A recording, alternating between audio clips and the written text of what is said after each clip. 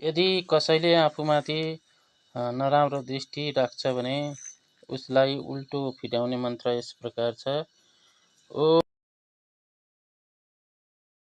ओम कालभैरवाय नमः। ओम कपिलजटाधर भैरवाय नमः। शङ्खिनी डङ्किनी भूतप्रेतबाधा नाशय नाशय। जानत जानत सर्वदोषान् निवर्तय निवर्तय। मम भक्ति गुरो शक्ति ओम ह्रीं बटुकाय आपद उद्धरणाय सर्वरक्षाः भवतु मन्त्र। अजय बालवाचा गुरु गुरु फट स्वाहा।